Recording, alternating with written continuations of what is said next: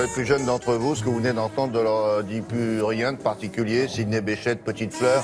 Mais enfin là, effectivement, c'est de circonstances.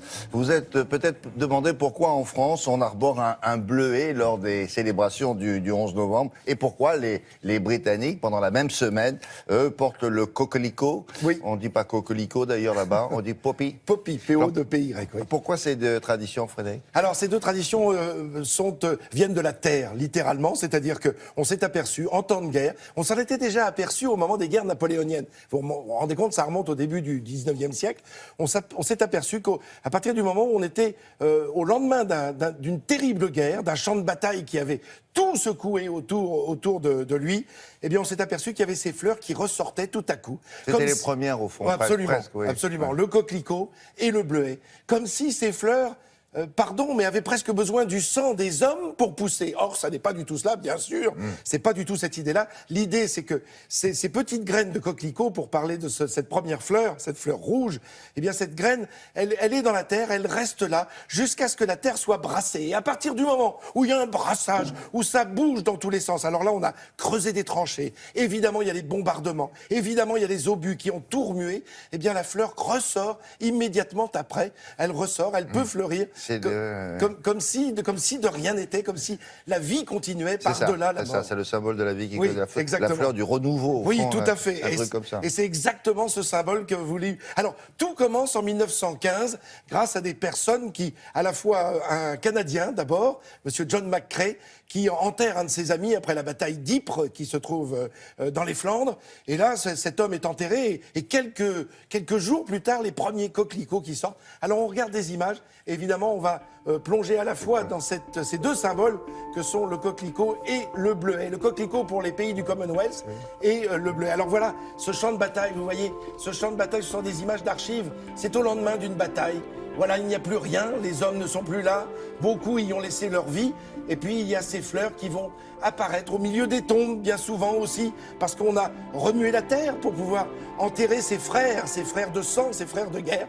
Voilà John McCrae, qui en enterrant son ami, il est lieutenant-colonel, médecin militaire canadien, il est en France, et il voit cette fleur qui pousse aux côtés de la tombe de son ami. Il va écrire un poème, « In Flanders Fields », dans les champs des Flandres, qu'on va appeler le champ d'honneur. Et voilà comment va naître cette idée. Là, on voit Sa Majesté, la Reine d'Angleterre, lors de commémorations avec ces champs de coquelicots. Encore une fois, c'est la fleur des Britanniques, mais aussi, plus généralement, pour tous les pays du Commonwealth, puisqu'à l'origine, je vous le rappelle, c'était un médecin canadien.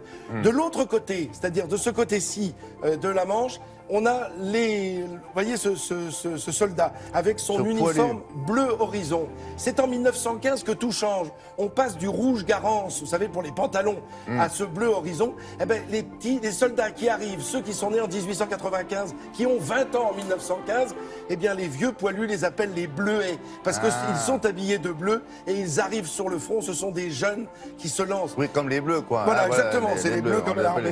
Et bleus. on vient de voir ces mutilés que l'on a aidés. Vous voyez, le président de la République qui arbore aussi ce bleuet à la boutonnière. Et ce sont en fait des dames qui ont voulu, à partir au lendemain de la guerre, qui ont voulu donner du travail à ces mutilés qui n'avaient pas de poste, qui n'avaient plus de travail. Et on leur faisait faire ces fleurs, ces bleuets avec à la fois du tissu et puis du papier. Et ces bleuets qui sont vendus le 11 novembre. Mais ça date de l'époque, donc Alors, on n'arborait pas le bleuet peut-être à la fin de la Première Guerre. Il a fallu attendre les années 20, 25, J'ai l'impression d'avoir vu beaucoup plus tard. Oui, c'est-à-dire qu'il y a eu un renouveau à partir de 1991. C'est vrai que le bleuet de France, ce qu'on appelle le bleuet de France, d'ailleurs il va être fêté, et vous pourrez le voir si vous êtes parisien ou de passage à Paris, il va être projeté, il va y avoir une vidéo qui va être projetée sur les Invalides, entre le 9, c'est-à-dire à partir d'après-demain, entre le 9 et le 13 novembre, qui va chanter la gloire de ce bleuet, et puis surtout le souvenir des anciens combattants. Oui, parce que parfois même on mettait même le coquelicot britannique, si j'ose dire, pour commémorer cet anniversaire. Et là, on va voir toutes les images, évidemment, au cours de cette semaine sur France 2 et sur France Télévisions. On va les voir, ces fleurs du souvenir, évidemment portées par... et puis achetez-le surtout, parce que ça aide les victimes de guerre encore aujourd'hui. Merci beaucoup. On enchaîne avec l'actualité scientifique. Je vous en parlais tout à l'heure au début de cette émission. Phthalates, vous avez déjà entendu parler de ça. Bisphénol, pesticides, tous les jours nous entendons parler de ces substances qui empoisonnent notre santé. On ne sait pas toujours ce que cela recouvre. Et Laurence Beauvillard, chargée des sciences ici à Télématin, a rencontré une biologiste, auteure d'un ouvrage sur les conséquences de ces, on va les appeler des perturbateurs endocriniens. Ça aussi, vous avez déjà entendu dire. Alors, les conséquences sur notre cerveau et surtout sur celui du développement des enfants, vous allez voir, c'est assez préoccupant. C'est l'histoire d'une grenouille qui était bête. Toute petite déjà, lorsqu'elle n'était qu'un tétard, c'était un tétard crétin. L'eau dans laquelle elle a grandi était polluée. C'est le thème de la recherche de Barbara Domenech. Elle étudie le rôle de l'hormone thyroïdienne sur le développement du cerveau. Et l'hormone thyroïdienne chez l'homme et le tétard, c'est la même. Aujourd'hui, on sait que les hormones thyroïdiennes sont essentielles pour le développement du cerveau dès les premiers mois de grossesse et après la naissance. Ce qui m'inquiète, c'est qu'il y a plusieurs molécules, des dizaines, des centaines de molécules dans notre environnement qui ont la capacité d'interférer avec l'action des hormones thyroïdiennes et donc le développement du cerveau. Il y a 4-5 catégories qui nous inquiètent. Les pesticides, première catégorie, et les antimicrobiens tels qu'on trouve dans des sprays pour la surface de la cuisine. Il y a des retardateurs de flamme tels qu'on trouve dans les appareils électroniques, les téléviseurs, mais aussi dans les meublements. Il y a les surfactantes, comme on va trouver dans les boîtes de pizza ou les packages pour le maïs soufflé. Pour les PCB, c'est démontré. Pour certains pesticides, par exemple le chlorpyrifos, c'est bien démontré aux États-Unis que le plus près qu'on habite d'une zone d'épandage du chlorpyrifos, le plus fort le risque de développer l'autisme. Donc, on a des données épidémiologiques très solides qui montrent un lien de cause à effet. Il y a des produits dans l'environnement qui affectent non seulement le développement du cerveau et donc le risque de maladies neurodéveloppementales, mais aussi le QI. En Finlande, par exemple, sur des conscrits qui vont aller dans le service militaire obligatoire à 18 ans, et on voit dans les dernières décennies pour lesquelles on a des statistiques, une chute de QI de 2 points dans une décennie. Et ça, c'est avec un des meilleurs systèmes d'éducation du monde, en Finlande. Et on trouve une différence de QI entre l'époque victorienne et aujourd'hui de 14 points de QI. Les statistiques des Nations Unies nous montrent que depuis 1970, il y a une augmentation de la production de l'industrie chimique de 300 fois.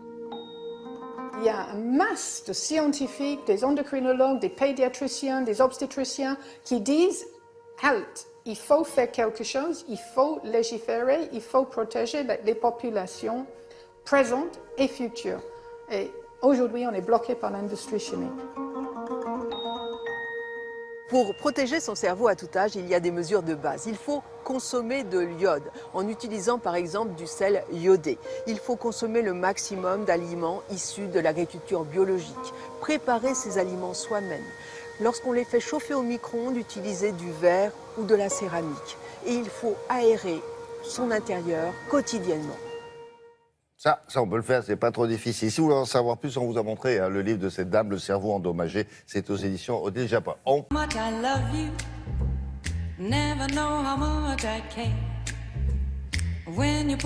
on ne parlera pas que de football avec Émilie. On commence avec une victoire de qui, de quoi? Du Paris Saint-Germain. Ah oui. bon. Certains se sont réveillés avec le sourire. Oui, c'est vrai, on n'en parle pas assez souvent. Donc, victoire ici, oui. du Paris Saint-Germain face à Rennes hier. Oui, il y avait de la Ligue 1. On prend la direction du Parc des Princes. Donc, pour cette victoire des Parisiens. Premier but pour le Paris Saint-Germain à la demi-heure de jeu. Alors, pendant un moment, Edinson Cavani a bien cru qu'il avait marqué. Mais en fait, non. C'est bien un but contre son camp de Fernandez. Sur le ralenti, vous le voyez, c'est une tête de Cavani. Le ballon frappe la barre et c'est la cuisse du défenseur de Rennes qui inscrit ce premier but. Voilà. Pas la peine de faire semblant, monsieur Cavani, vous avez tout vu comme nous. Alors, ça l'a un petit peu vexé. Du coup, 10 minutes plus tard, il marque un but, un vrai. Ah, pas mal. Bon, là, il n'y a pas trop à discuter. La frappe est superbe. 2-0 donc pour Paris. Et après un but... Ça s'appelle une frappe enroulée. Enroulée, exactement. Après un but d'Adrien Rabiot, Marco Verratti inscrit le 4e et dernier but parisien. Là, c'est pas une frappe enroulée, mais victoire 4-0. Très bonne opération, car Paris revient à hauteur de Monaco, c'est-à-dire à 3 points de Nice. Car figurez-vous que le leader niçois a perdu hier. Voici le bourreau des Niçois, Ivan Santini. Ce pénalty transformé permet à Caen de l'emporter 1-0.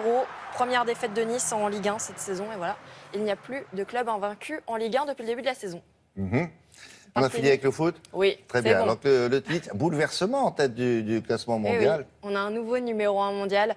C'est Andy Murray qui remporte par la même occasion le Masters de Paris. On va voir donc ce qui s'est passé pour cette finale. Avant le match, le Britannique en bleu était déjà assuré de s'installer dans le fauteuil de numéro 1 mondial, mais il tenait à faire les choses en grand et donc remporter aussi ce Masters. Depuis le mois de mai, 60 victoires et 5 défaites pour Andy Murray. Ça donne le tournis. Et là, victoire en finale face à l'Américain John Isner en 3-7, 6-3, 6-7, 6-4. Très grand, John Isner. 2,08 m. Non, mais il est grand aussi, Murray. Oui, 1,90 m, il me semble. Et c'est un autre géant qui lui a remis le trophée, c'est Teddy Riner, qui fait lui aussi 2 mètres. Voilà, cet arbre va prendre un peu de place sur la cheminée.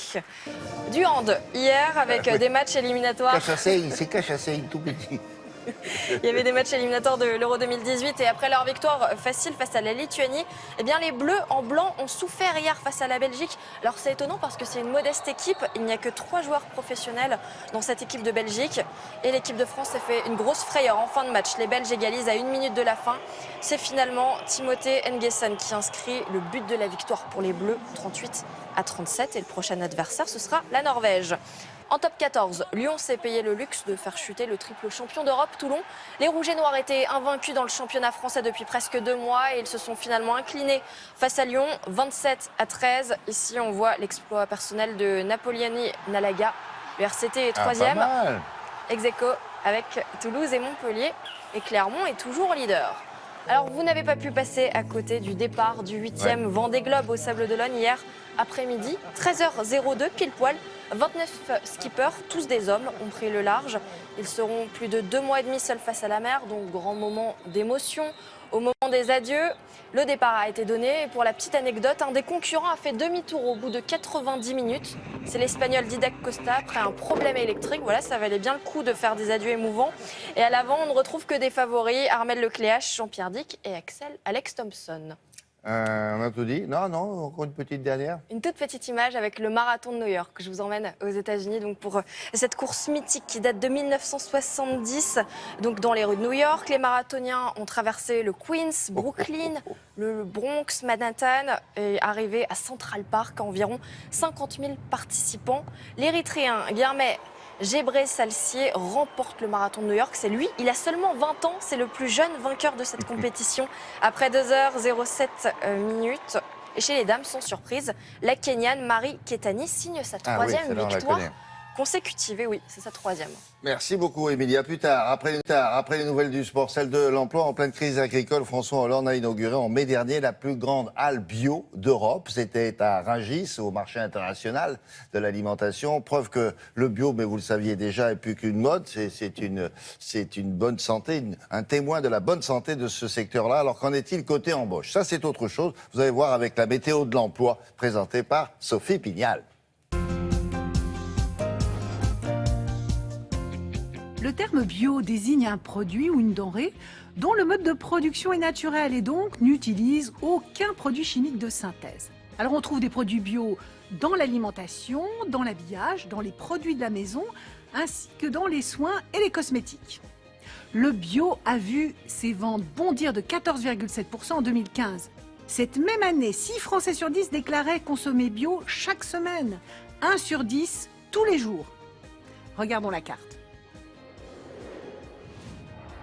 Il n'y a pas à proprement parler d'offres d'emploi spécifiques au bio car ce n'est pas un critère de recherche. On peut cependant estimer à 2000 le nombre d'offres d'emploi liées au secteur. Et on va les trouver sur des sites spécialisés comme par exemple www.biorecrute.com, www.emploivert.fr ou encore www.bioemploi.com. Parmi les entreprises qui recrutent, Bio3G. Depuis près de 20 ans, cette société bretonne conçoit, fabrique et commercialise des solutions destinées aux professionnels de l'agriculture et des espaces verts. L'entreprise est présente en Suisse, en Belgique et actuellement elle poursuit son développement à l'international et souhaite embaucher 100 technico-commerciaux et 30 télévendeurs. Plus que le diplôme, c'est la personnalité et la motivation des candidats qui vont faire la différence. En effet, la société dédie 5% de sa masse salariale à la formation de ses collaborateurs qu'elle souhaite fidéliser. Faire découvrir aux consommateurs la diversité des produits issus de l'agriculture biologique. C'est la vocation de l'agence commerciale Ecolive, créée il y a 6 ans. Cette entreprise est à la recherche de pépites culinaires et plus précisément de marques de qualité proposant du tofu, des amandes, du thé, des sardines, du chocolat, tout cela bio. Implantée en France et en Allemagne, la société souhaite doubler ses effectifs en 2017. Et recherche des commerciaux itinérants ainsi que des assistants commerciaux bilingues anglais ou allemand. Un poste d'administrateur des ventes est également ouvert. Premier réseau coopératif de magasins bio en France avec plus de 380 magasins. Biocoop s'est spécialisé dans la distribution de produits alimentaires bio, de produits issus du commerce équitable ainsi que de cosmétiques. Le réseau propose actuellement une 50aine d'offres dans 4 principaux secteurs, la logistique, les achats, le commerce et le marketing, la direction des fruits et légumes, le développement de l'enseigne. Pour les métiers en magasin, il est tout à fait possible de se rendre directement dans le point de vente et de déposer son CV et sa lettre de motivation. De son côté, l'enseigne Bio C'est Bon, dont la vocation est de rendre le bio accessible à tous via des magasins de proximité, continue son développement sur le territoire en ouvrant 2 magasins par mois. La marque distribue une large gamme de produits du quotidien. Fruits et légumes de saison, rayons frais, épiceries salées et sucrées, bar à vrac, espace traiteur. Dans le cadre des prochaines ouvertures en région, Île-de-France, Aquitaine, Charente, Provence-Alpes-Côte d'Azur, Rhône-Alpes, Midi-Pyrénées et Nord, elle recherche des directeurs de magasins, des responsables adjoints, des vendeurs à temps plein, à temps partiel, qui partagent ces valeurs d'enthousiasme et de proximité. Vous êtes intéressé par ces offres, vous souhaitez postuler. Sur le site de Télématin, vous allez retrouver notre partenaire, Météo Job, qui vous indiquera la marche à suivre. Très belle journée à vous. Dans quelques instants, la météo avec Valérie et Maurice. Un temps d'hiver, bah oui, on n'en est pas loin. À tout de suite.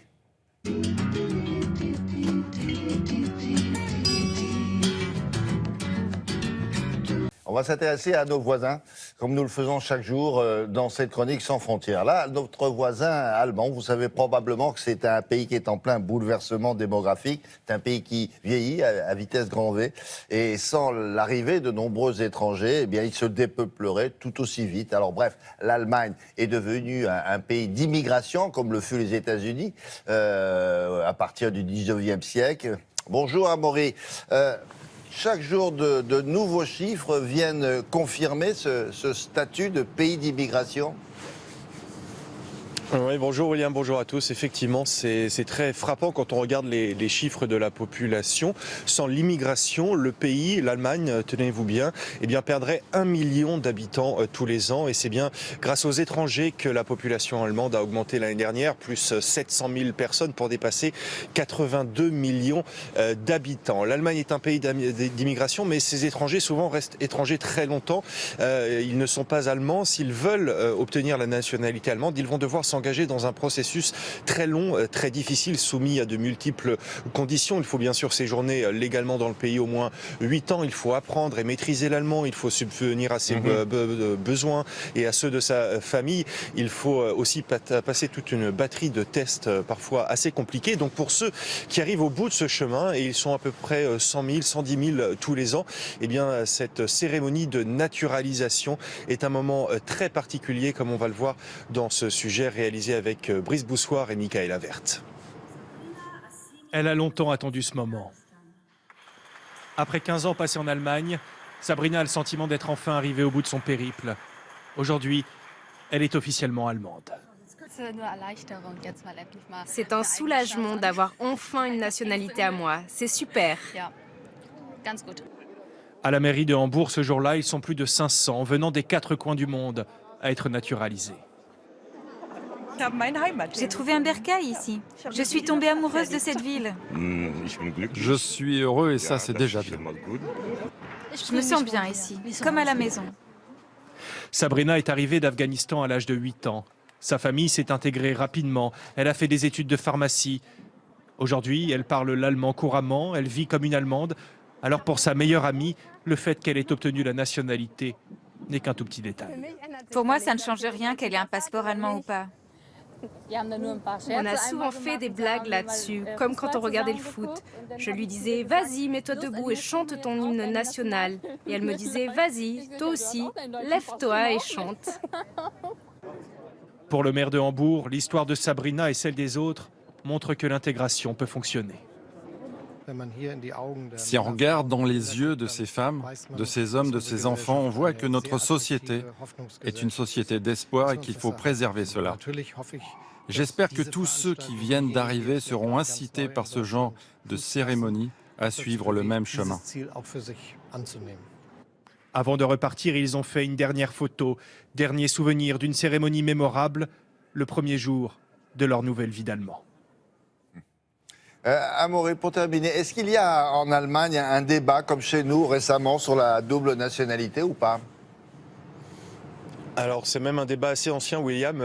En fait, la double nationalité a très longtemps été interdite ici en Allemagne, sauf pour les citoyens européens. La loi a été changée en 2014 seulement pour les enfants de citoyens non européens qui sont nés ici en Allemagne. Une mesure qui s'adressait d'abord à la communauté turque, une importante communauté avec plus de 3 millions de membres. Avant, les jeunes Turcs qui étaient nés ici, qui avaient grandi ici, eh bien, devaient choisir à leur majorité l'une des deux nationalités. Ça les plaçait souvent devant un choix quasiment impossible.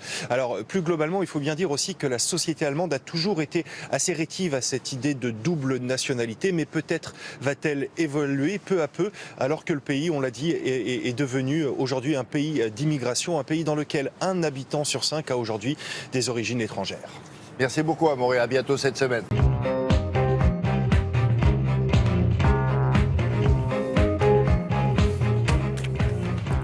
Bon, à l'heure américaine cette semaine, oui. Oui, bonjour William, bonjour à tous. Aujourd'hui, ça spécule. Demain, on passe au vote. Et mercredi, on saura qui succède à Obama. Attendez-vous donc à vivre effectivement une semaine très américaine. Et ça commence dès ce matin.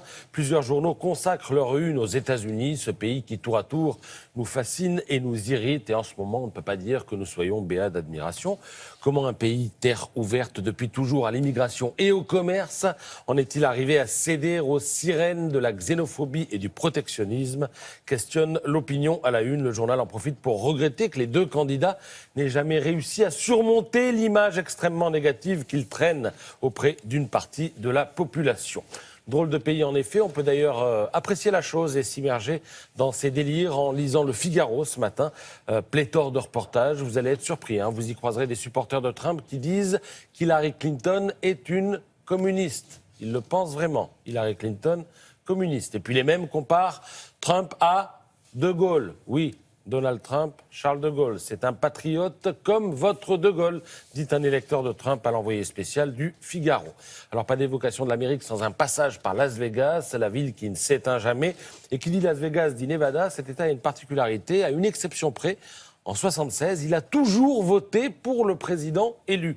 Alors évidemment, on s'enquiert de ce qui s'y passe. Et pour l'instant, les sondages y donnent Trump devant Clinton, mais, parce qu'il y a un mais, 40% des électeurs ont déjà voté, parce qu'aux États-Unis, on peut voter par correspondance avant le jour J.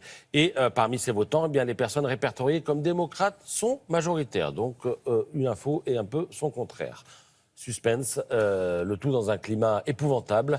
On n'a rien vu de tel depuis la guerre civile, croit pouvoir affirmer un célèbre journaliste américain, une des plumes du New Yorker, par ailleurs auteur de ce livre, L'Amérique défaite. Ce sont des portraits intimes d'une nation en crise, par exemple le cas d'un enfant qui a vécu la crise de la sidérurgie alors qu'il était enfant. C'est son père, à l'époque, qui était concerné. Aujourd'hui, devenu adulte, il endure, lui, les restructurations automobiles. Alors, si nous suivons tout ça de très près, c'est parce que nous savons que, quoi qu'il se passe aux États-Unis, ça a systématiquement des répercussions sur la marche du monde, notre mode de vie et notre avenir. Prenons un exemple de saison. Au moment où s'ouvre à Marrakech la COP 22, dans les Échos, Dominique Seux écrit que l'élection de Trump changerait profondément la donne environnementale, puisqu'il est négationniste sur le réchauffement et entend renégocier l'accord de Paris. Alors là-dessus, vous tombez sur ce titre, regardez, l'application de l'accord de Paris en débat à Marrakech. Et là, vous vous dites, on n'est franchement pas arrivé. Il y a un an, il y avait la COP 21, on nous annonce qu'on a signé un accord, qu'il a été ratifié. Maintenant, on doit débattre de l'application, comme si la signature et la ratification n'étaient pas suffisants. Alors c'est sans doute l'une des explications de la difficulté du message écolo à passer et à mobiliser le grand public. Il ne comprend pas tout ce qui se passe. Alors là, quand on parle de débattre de l'application de l'accord, eh bien en fait, la question est de savoir comment on établit un code commun de transparence sur les informations de chaque pays, que chaque pays va devoir fournir afin de mesurer les respects de ses engagements. Et la transparence, c'est compliqué. Les infos aussi, prenez celle-ci. On nous dit que le niveau d'élévation des océans est de 3,3 mm par an. Moi, j'aimerais juste savoir comment on fait pour mesurer ça avec les vagues, etc. Oui, machin, oui, etc. oui. Ben, y a un gars là-bas, il est là, et puis à l'instant là, il bosse avec les marées. En tout cas, la promesse, un pays est bien parti pour la tenir. C'est le Maroc qui a désormais sa méga centrale solaire. C'est dans la région de Ouarzazate. Vous lirez tout ça dans Libération ce matin. Merci beaucoup, Patrice, à propos de...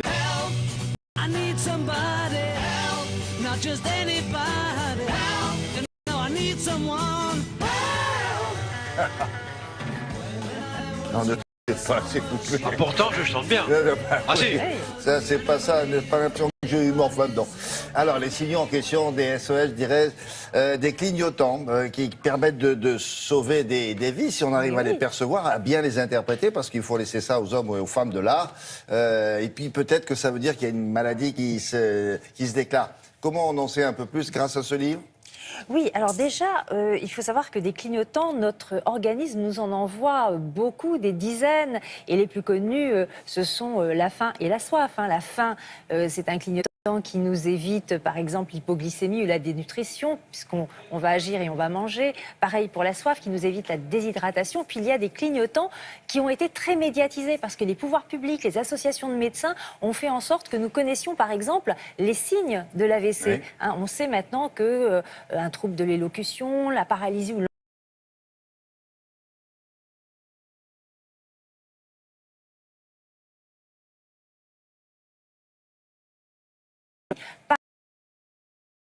pareil, les prémices, vous savez, du mélanome, un grain de beauté qui commence à changer de forme ou de couleur. Donc des clignotants du corps, des clignotants d'organisme, nous en avons plein qui nous sont envoyés. Certains, nous les connaissons, mais effectivement, dans un livre qui vient de paraître, un médecin urgentiste nous dévoile d'autres clignotants beaucoup moins connus, mais qui, finalement, doivent être connus aussi de nous, parce que une fois que nous sommes informés de ces SOS qui peuvent nous arriver, eh bien, nous pouvons évidemment agir et consulter.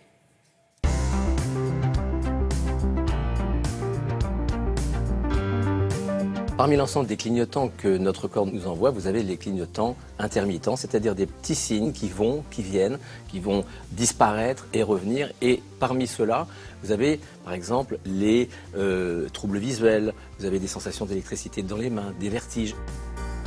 Des tas de petits signes qui, le plus souvent dans ce cas-là, orientent vers des dégénérescences neurologiques comme la sclérose en plaques qu'il va falloir explorer. Un clignotant persistant, c'est un symptôme qui va avoir tendance à rester là et à augmenter.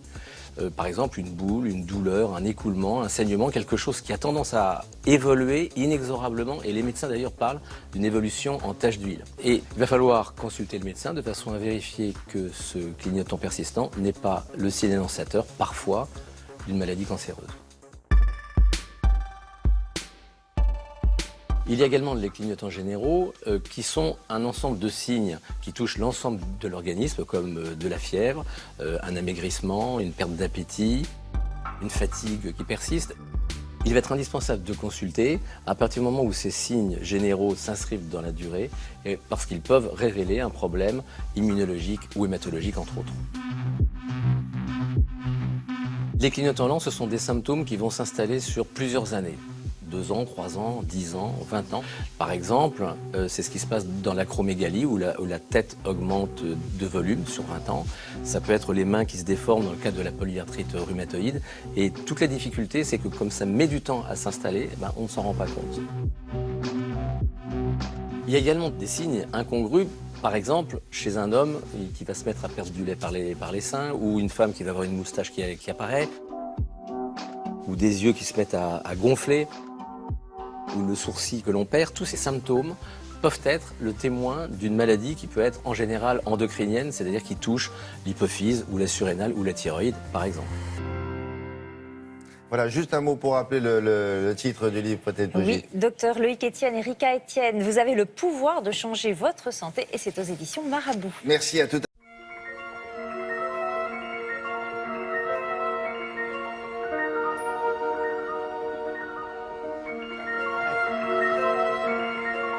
Oui. Asghar Farhadi, cinéaste iranien. Il a été chercher son prix à Cannes. Oui. Donc il a dû entendre cette musique. Il a récupéré son passeport. Je vous explique. Asghar Farhadi, il a 44 ans, c'est son 7e film. On a beaucoup parlé de lui en 2005 avec le film Une séparation. Oscar du meilleur film étranger, Golden Globe, Ours d'Or, César du meilleur film étranger. Oui. Et puis en 2013, il y avait eu Le Passé avec Bérénice Bejo. Et le film avait permis à Bérénice Bejo de recevoir un prix d'interprétation à Cannes. Ce soir-là, l'actrice française avait embrassé sur les 2 joues Asghar Farhadi pour le féliciter avant de monter chercher son prix. Oui.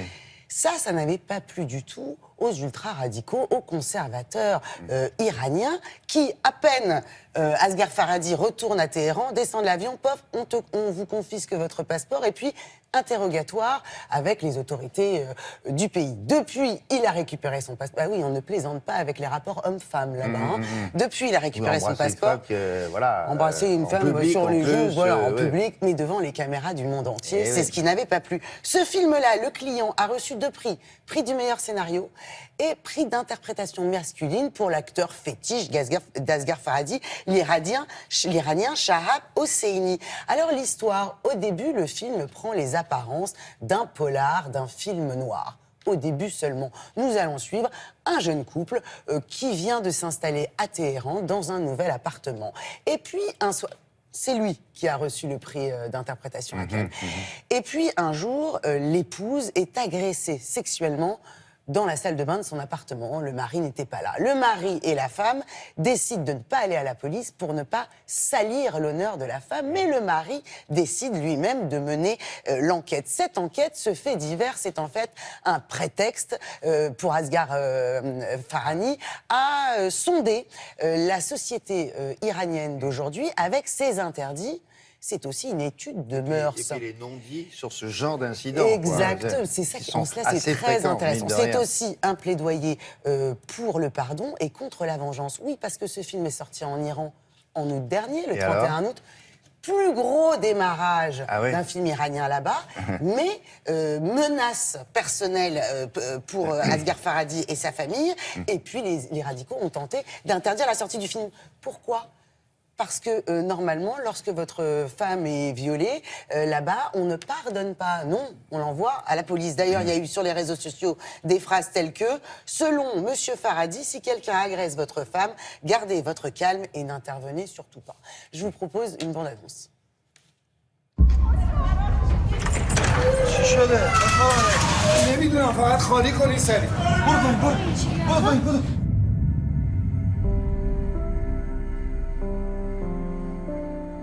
من و خانمم که از اینجا اسباب کشی کردیم رفتیم توی خونه‌ای که باحال اینجا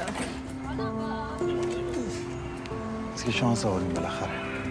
ببین سر راه از سوپرمارکت های باز بود یه چیز برای صبحونه بگی هیچی نداریم تو قربونت برم.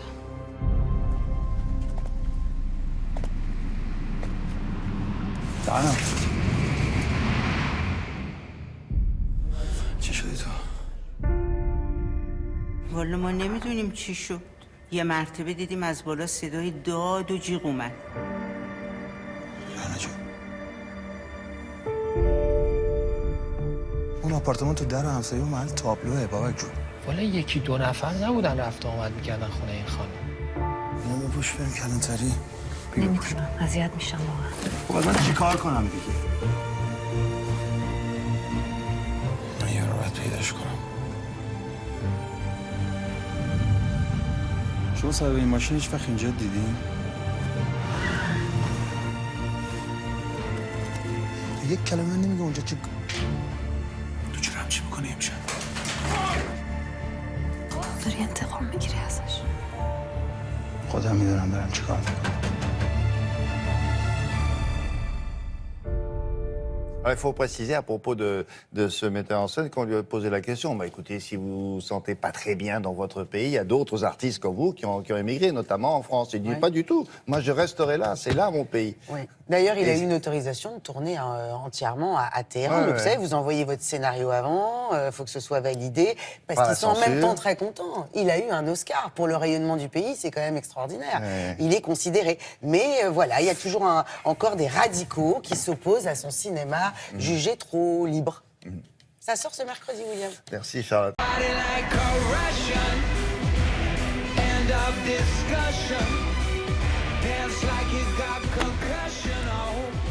Il n'est pas le seul Anglais à faire de la pop, mais lui, il le fait très bien. Il est de retour avec un album qui est truffé de titres imparables, non? Ah oui, exactement.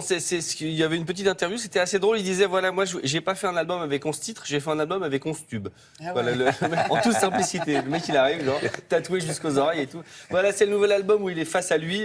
Voilà, Heavy Entertainment Show. Voilà, c'est du gros, c'est du divertissement gros. Ça veut dire quoi? Parce qu'en plus, si vous dites, oui, bah, il a une tête comme ça, mais cela dit, c'est pas faux, quoi. Chaque fois qu'il travaille, il y a toujours, sur 10 titres, il y a 5 tubes quand même. Oui, non, alors, il a une recette ou pas? Non, parce que dernièrement, ça a pas, sur les précédents albums d'ailleurs, parce qu'il y en a plusieurs, ça n'a pas si bien marché que ça. Ça a marché quand même, l'album de Robbie Williams, et c'était pas le méga carton comme on a connu il y a 5 ou 10 ans, où là, quand il sortait un album, il y avait au moins 2 tubes imparables qu'on entendait pendant 5 ans à la radio. Moi, je profite de la sortie de cet album qui est absolument remarquable, très bien produit, très bien. Il y a vraiment des belles chansons. Il y a un best-of, c'est-à-dire que c'est à la fois parfois un peu disco, un peu pop, parfois c'est très arrangé avec big band, cuivre, etc. Donc c'est vraiment un très bon album. J'en ai profité pour aller creuser un peu, pour voir comment il écrivait ses titres et surtout ce qu'il mettait dedans. C'est que souvent il y avait des citations d'orchestre, soit de musique classique, soit de musique de film. Je vous laisse, et je laisse la parole à quelqu'un que j'aime beaucoup, qui est très élégant en plus. Très bien coiffé.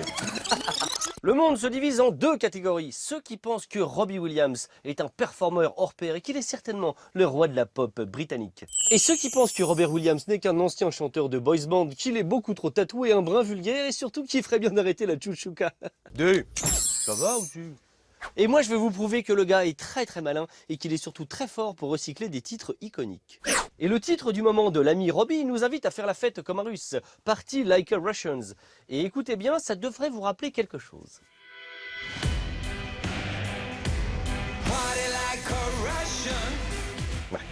Vous connaissez le petit morceau comme ça avec les cordes derrière. Eh bien, il se trouve que c'est un morceau de 1935 écrit par Serge Prokofiev. Prokofiev qui a écrit entre autres Pierre et le Loup. Ce morceau s'appelle Roméo et Juliette, je vous le fais écouter. C'est plus lent, mais c'est la même chose.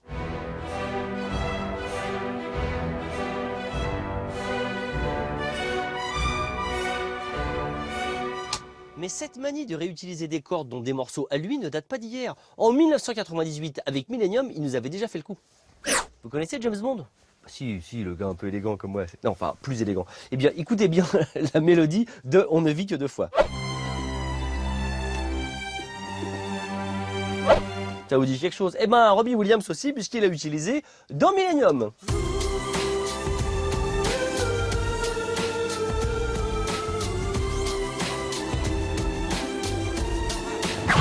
Et qu'est-ce qu'il a fait en 2000, Robbie Williams? Eh ben, il a fait la même chose. Il a été chercher une musique de film qu'il a reglissée dans son titre suprême. Eh oui.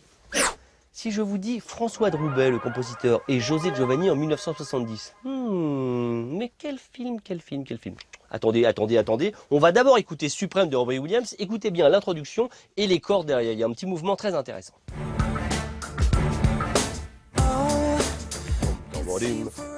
Vous voyez ces cordes comme ça derrière? Et ben ça, c'est le générique de Dernier domicile connu, musique écrite par François Droubet. Écoutez bien, c'est bluffant de la même chose.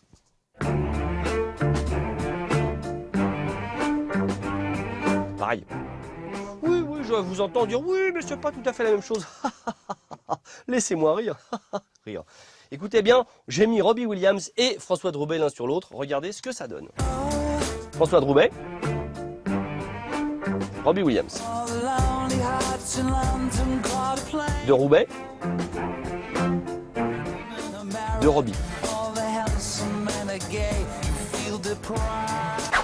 Je propose qu'on attende le prochain morceau de Robbie Williams pour voir s'il fait la même chose. Hein?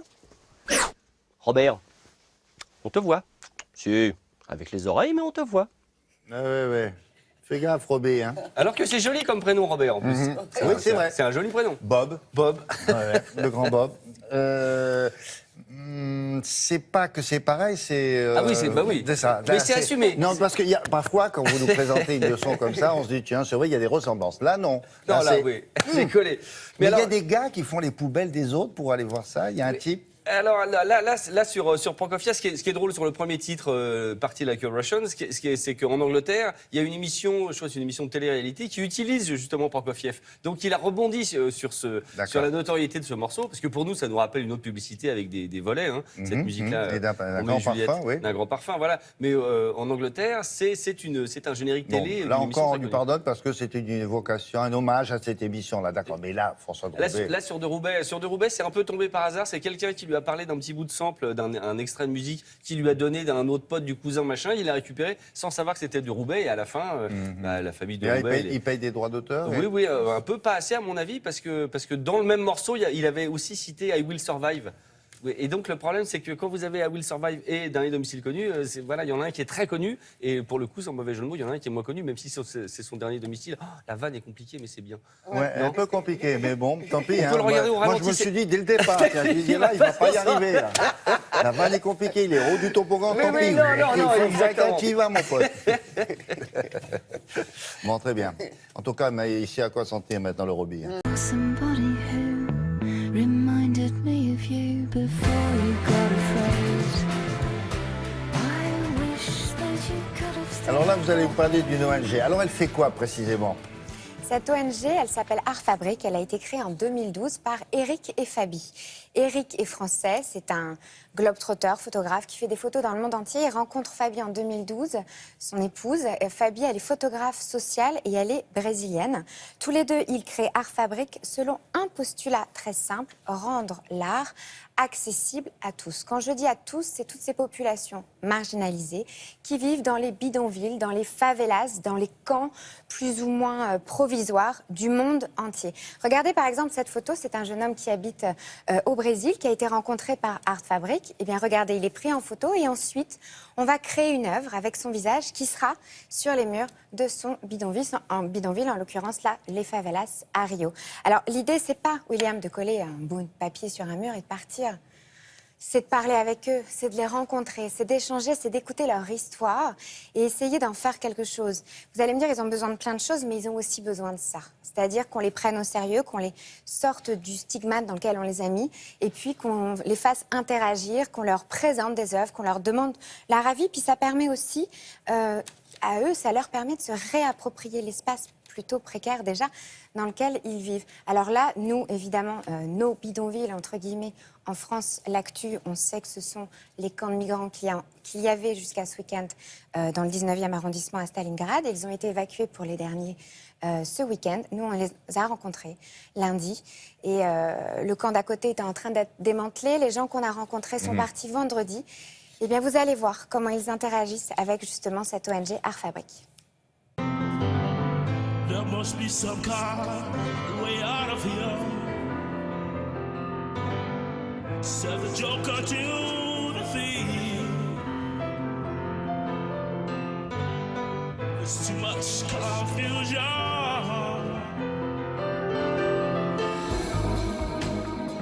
L'art devrait être à la portée de tout le monde. Or, dans le monde, il y a une frange non négligeable de la population qui n'a jamais accès à l'art, qui ne va jamais dans les musées, ne va jamais dans les galeries. The Art Fabric parcourt le monde en distribuant de l'art sur les populations les plus défavorisées. Soit des favelas pour le Brésil, ou des zones où des immigrants, des réfugiés se rassemblent. Aujourd'hui, c'est un cas un peu particulier, puisqu'à Paris, il y a cette installation de réfugiés à Stalingrad. Donc depuis 15 jours, on est venu 5-6 fois à peu près, pour établir d'abord le dialogue. Don't speak to me this way.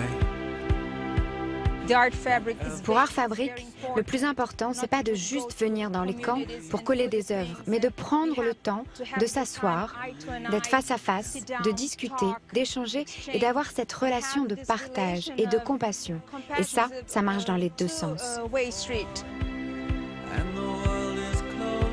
Donc on a eu toutes les histoires de vie, de réfugiés syriens d'un côté, irakiens de l'autre, et puis là de somaliens, qui nous racontent en général les 6 mois qu'il leur a fallu pour venir jusqu'en France. Et après on explique, et là on leur montre les œuvres d'art, et il y a une réaction toujours la même. Hein. On a vu que finalement les sourires se font, ils comprennent, donc on les fait coller, ils choisissent les œuvres qu'ils veulent avoir, et ils collent sur les murs. That's good.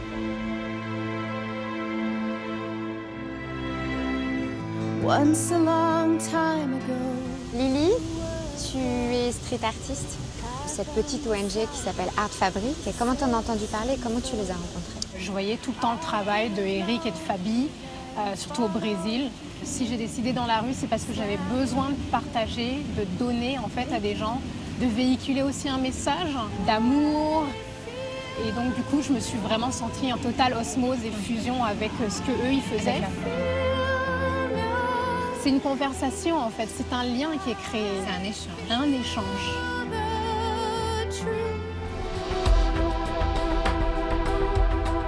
Je travaille sur des pochoirs à partir de projets photos, généralement en mixant la technique du pochoir avec du pinceau. Ce que je colle dans la rue sert simplement de décor. Ça consiste en se rapprocher des personnes, discuter avec eux, généralement passer beaucoup de temps avec eux et leur expliquer mon projet, parce que c'est là où ça prend tout son sens et moi c'est ça qui m'a plu. Tout le monde a besoin d'art. L'art suscite les rêves, l'art suscite beaucoup d'émotions, et cette émotion-là que nous recevons, on a envie de la partager. On est conscient en venant coller des œuvres sur leur lieu de vie qu'on ne va pas changer leur réalité. Parfois, des gens nous disent « mais ça ne serait pas mieux de leur apporter à manger ou bien des vêtements ?» Nous, ce qu'on essaie de leur apporter, ce sont des bulles de joie, des petits moments pendant lesquels ils peuvent s'extraire de leur réalité tellement difficile. Prendre le temps d'apprécier quelque chose de beau. Ils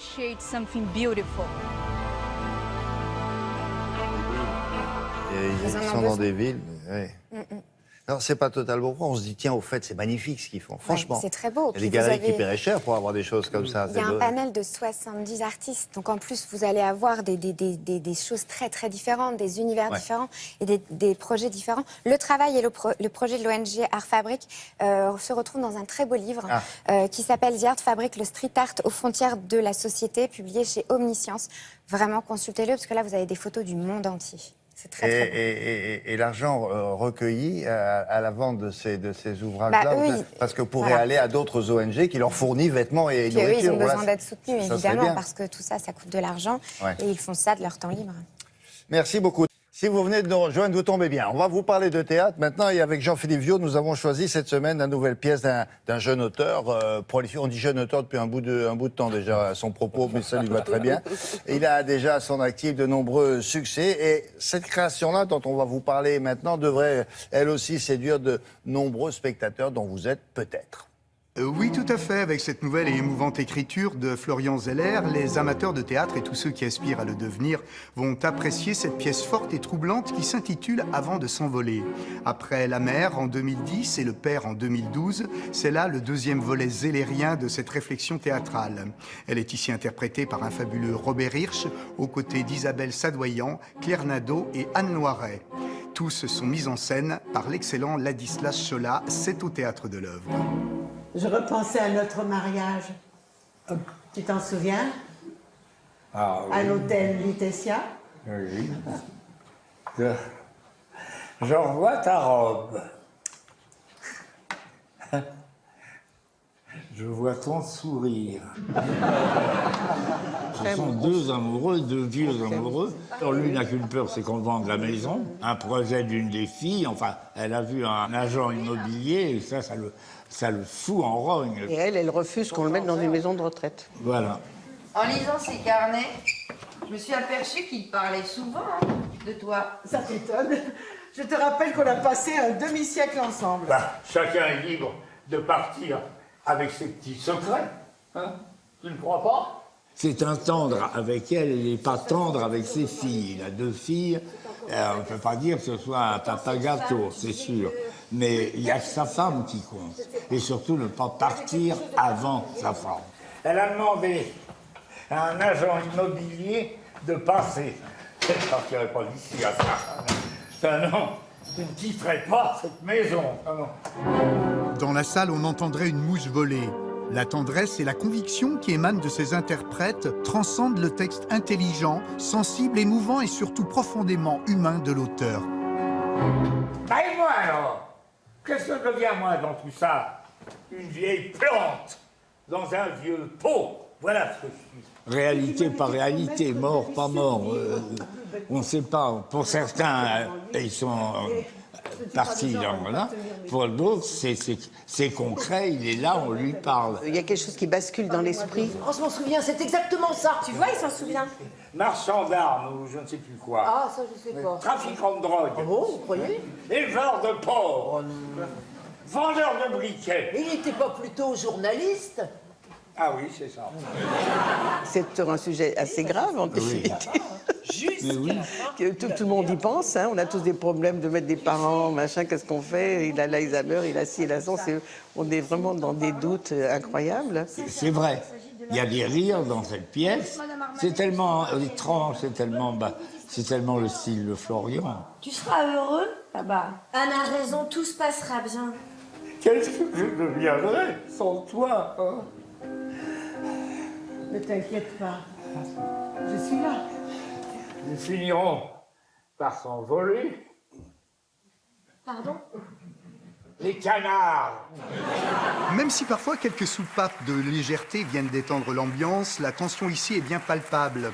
En mettant en abîme les doutes et les inquiétudes de ses personnages, l'auteur ne focalise pas sur l'histoire, mais invite plutôt chacun à se perdre puis se retrouver face aux multiples questionnements existentiels qu'il éprouve. Zeller sublime là le vrai et le faux, avec une parfaite sensibilité maîtrisée. Avant de s'envoler est une pièce forte, émouvante et surtout intense. Robert Hirsch y est époustouflant. Un conseil toutefois, gardez un mouchoir à portée de larmes. Ça peut être utile. Bon spectacle à tous. À très bientôt. Je vous parlais tout à l'heure à propos de Florian Zeller, d'un jeune auteur prolifique. C'est le cas, et avec un jeune acteur aussi prolifique, 91 ans. Robert Hirsch, oui, respect.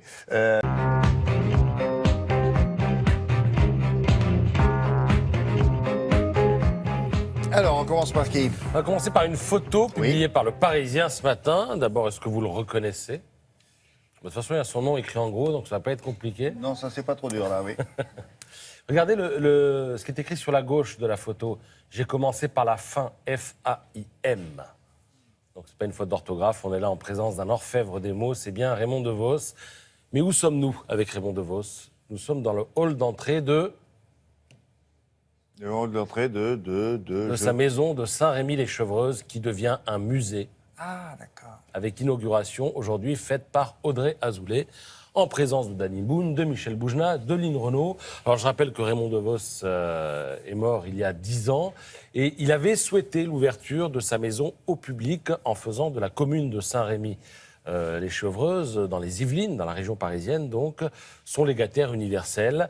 Je rappelle évidemment qu'il n'avait pas d'enfant. Alors que peut-on voir, d'après l'article du Parisien ce matin dans ce musée? Eh bien, on peut voir tout un tas de choses, son univers, notamment les 2 Molières qu'il a gagnés, son seul diplôme, un certificat d'études encadré, et dans la salle de musique, pas moins de 17 instruments. Pourquoi 17? Parce qu'il jouait de ces 17 instruments, parmi lesquels le tuba, la harpe, le piano. On peut faire un détour aussi par son bureau qui est plein de dictionnaires. Alors, il faut savoir que ce vendredi, samedi, dimanche prochain, ce sera ouvert et gratuit pour les habitants de Saint-Rémy-les-Chevreuses. Et mercredi prochain, le 16 novembre, ce sera ouvert au grand public et on pourra donc visiter ce musée pour quelques euros. J'en profite pour vous signaler la sortie récente de ce livre.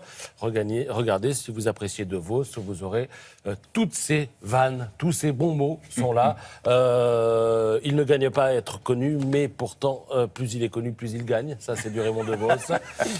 Il y a aussi, je vous conseille de ne pas écouter les gens qui donnent des conseils.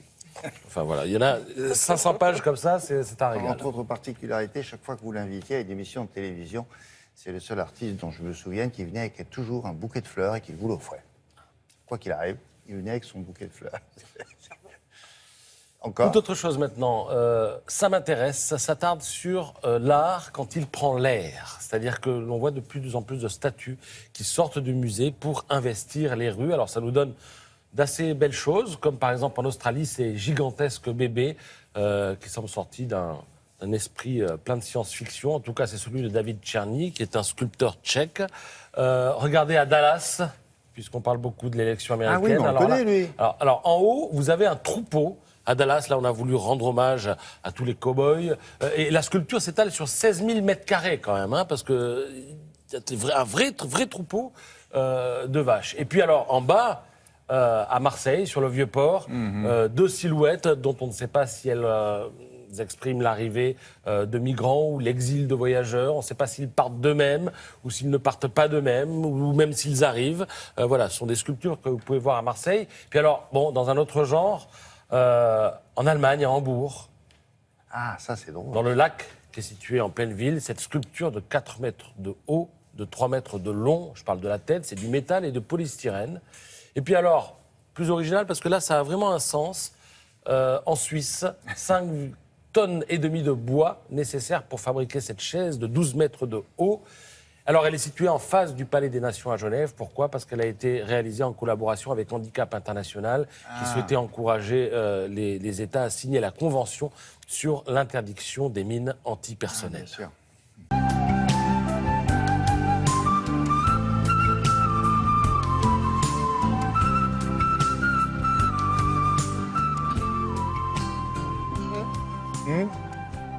Comment ? Oui, bravo. Les dites billes. Ah oui. À la flûte de Pan. À la flûte de Pan. Oui, alors. Et vous allez voir que ce restaurateur-là, précisément, a su adapter toutes les cuisines du monde entier. Il lui manquait plus qu'une ville à son tableau de chasse, au fond. C'était Paris. Paris. Ben, c'est fait, oui, c'est désormais. fait. Alors, À comment Montagne, s'appelle-t-il quand même, hein. C'est Gaston Acurio, énorme star, comme vous le disiez très bien, énorme star. Et il est d'ailleurs adulé et encensé par les autres stars mondiales de la gastronomie. Mais Gaston Acurio, c'est pas seulement un chef de renommée internationale. C'est aussi une icône, c'est un héros national. Pourquoi ? Parce que l'année dernière, il faut savoir que le Pérou, en fait, a été nommé meilleure destination culinaire de la planète. Par qui ? Je suis toujours méfier de ça. Alors, je vais vous dire, c'est le World Travel Awards. C'est un espèce d'Oscar du tourisme. Ah ouais. Donc, c'est vraiment du très, très haut niveau. Et donc, c'est Gaston Acurio qui est vraiment à l'initiative de tout ça. Et il a revisité la cuisine péruvienne. Il lui a fait exploser les saveurs. Il a emmené avec lui les chefs péruviens, une nouvelle génération. Et il a fait en sorte, justement, que cette cuisine péruvienne, eh bien, elle se démarque des autres. Et vous allez tout de suite comprendre pourquoi. Regardez.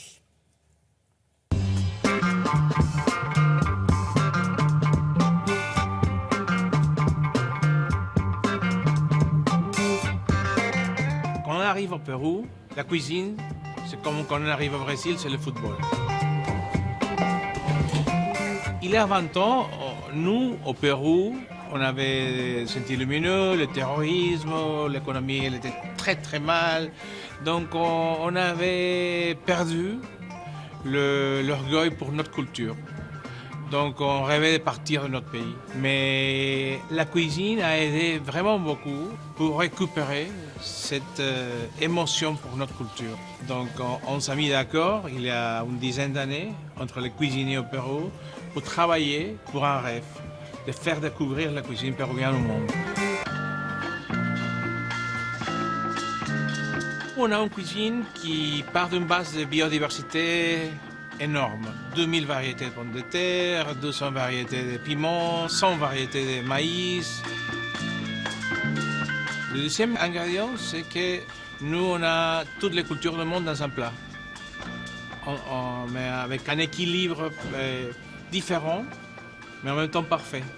Parce que parfois, il faut mettre un peu plus de japonais, parfois, il faut mettre un peu plus d'inca, mais à la fin, c'est péruvien.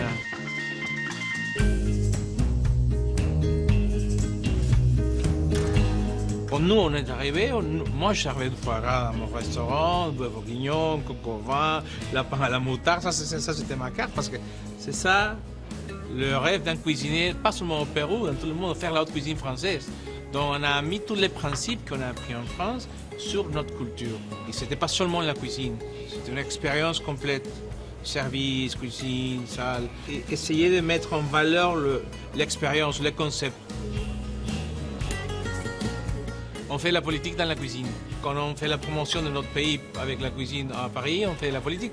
Quand on travaille avec un petit agriculteur pour montrer son travail, pour mettre en valeur ses produits et pour sa reconnaissance dans les villes, on fait la politique aussi. Quand on se bat avec les pratiques de pêche incontrôlables qu'il y a dans le Pacifique, on fait la politique. Donc on peut faire la politique, de la bonne politique, sur un assiette.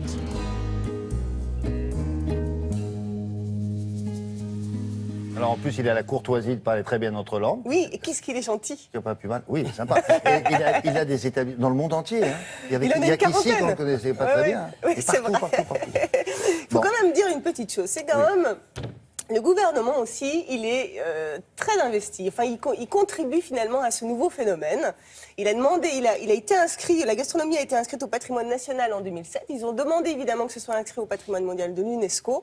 Donc c'est une manne économique extrêmement importante. Aujourd'hui, on ne va pas au Pérou pour voir le Machu Picchu, on y va pour la cuisine péruvienne. Voilà. Et pour aller voir Gastón Acurió. Si.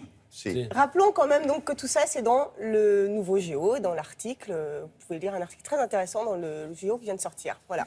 Merci beaucoup. Allez. Près de la fontaine, couverte de vignes vierges et de toiles d'araignée, sentez la confiture. Avec la spécialiste de la consommation de Télématin, Isabelle Martinet, on va s'intéresser à ce que vous allez peut-être faire aujourd'hui. C'est lundi, vous êtes peut-être allé... Faire des courses Non. Ah. Quoi d'autre? Courir un peu? Non plus. Ah, emmener les enfants à l'école? C'est fait. Qu'est-ce qui reste? Le pressing. C'est dans les courses.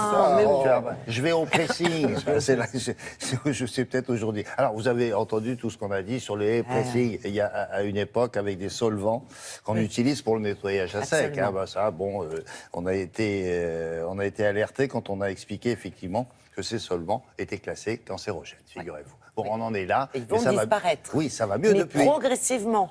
C'est-à-dire que le perchloroéthylène, puisque c'est de ça dont il s'agit, efficace pour le nettoyage à sec, est extrêmement nocif pour le personnel. Très volatile, donc nocif pour la qualité de l'air, pour l'environnement.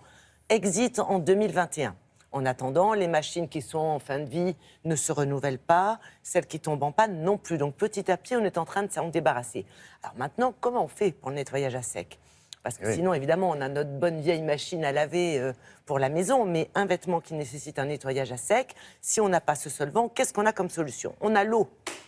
On l'a déjà traité à Télématin, mais l'eau, attention, c'est quand même une ressource qu'il faut préserver. Et puis on a une autre solution qui est en train de se développer assez vite.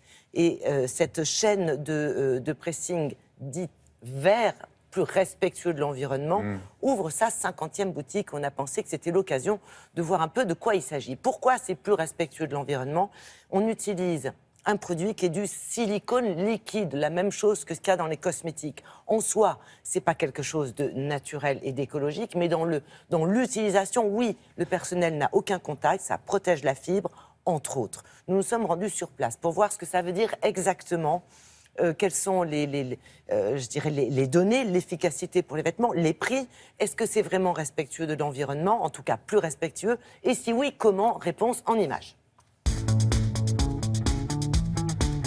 On a travaillé l'ensemble du concept pour qu'il soit le plus éco-responsable possible. Le tapis, c'est du pneu recyclé, toutes les lumières sont des LED, les meubles sont fabriqués en France, les housses d'emballage sont recyclées et 100% recyclables. Et la partie principale de l'éco-responsabilité, c'est que la technologie de nettoyage à sec que nous utilisons ne consomme pas une goutte d'eau et ne fait aucun rejet dans l'environnement ni dans l'atmosphère. Quand on dit nettoyage à sec, ça veut dire sans eau. Mais les vêtements trempent quand même dans un bain de quelque chose. Avant, ils trempaient dans un bain de perchloréthylène. Aujourd'hui, il y a deux options en nettoyage à sec, soit dans un bain d'hydrocarbures, soit dans un bain de silicone liquide. Le silicone liquide n'est pas un produit qui est en soi-même un produit éco-responsable ou écologique. Mais la façon dont on nettoie les vêtements avec le silicone liquide n'a pas d'impact sur l'environnement.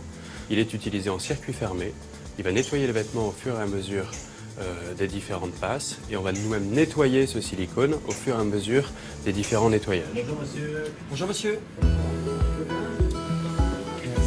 Quand un de nos clients dépose un vêtement chez nous, on va lors du dépôt examiner le vêtement pour savoir s'il a besoin d'un traitement particulier ou non. Un traitement particulier, ça peut être la présence d'une tache très imprégnée, très forte, du sang, du vinaigre, une tache de vin. Dans ces cas-là, on va faire un traitement spécifique avec un produit détachant que nous allons appliquer sur la tache. On va sécher ce vêtement après avoir appliqué le produit détachant.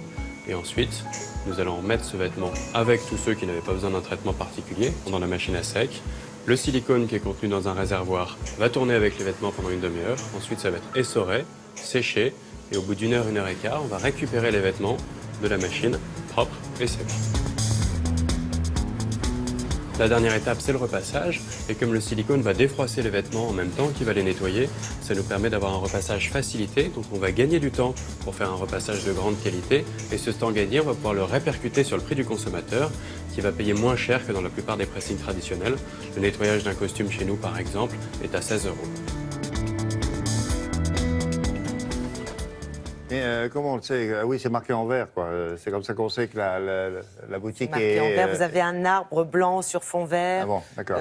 Ils n'ont pas de concurrent pour l'instant. Et en plus, c'est moins cher. C'est le plus gros, c'est celui qui a le plus progressé, qui a pensé tout de suite à utiliser quelque chose de nouveau pour quand même effectuer du nettoyage à sec, parce que les consommateurs ont besoin de faire nettoyer certains vêtements à sec, et qui se développe très bien. 50e boutique, bravo. Et c'est un jeune en plus. Oui, j'ai vu. Merci beaucoup. Merci beaucoup. Julia vous parle maintenant d'une innovation qui cartonne sur Internet. De quoi s'agit-il? Exactement, c'est l'innovation. C'est un produit inventé, créé par 3 jeunes garçons tout juste sortis de l'école. Ils ont 25 ans. L'idée, c'est de créer des sous-vêtements pour hommes qui protègent des ondes du téléphone portable grâce à des caleçons qui sont à 99% qui protègent les ondes. Des caleçons en zinc, quoi. Et alors, vous faites bien de le dire. Vous savez, c'est pas très facile. Regardez comme ils sont beaux. On sait que certaines études ont fait vraiment apparaître des risques sur la stérilité masculine. Ouais. Ceux-là, ils ont été mis au point avec des ingénieurs textiles. C'est un tissu composé de 30% de fils argentés qui vont repousser les ondes. En gros, votre téléphone, il est dans votre poche. C'est comme s'il était à 30 mètres. Ah oui, donc oui, parce qu'on met toujours notre téléphone dans la poche, voilà, c'est ça. Très souvent, pour la plupart. En tout cas, c'est un projet qui cartonne sur Internet. Et en plus, si vous les achetez au mois de novembre, 2 € sur chaque achat sont reversés au mouvement Movember, dont on a déjà parlé, qui agit pour la santé masculine.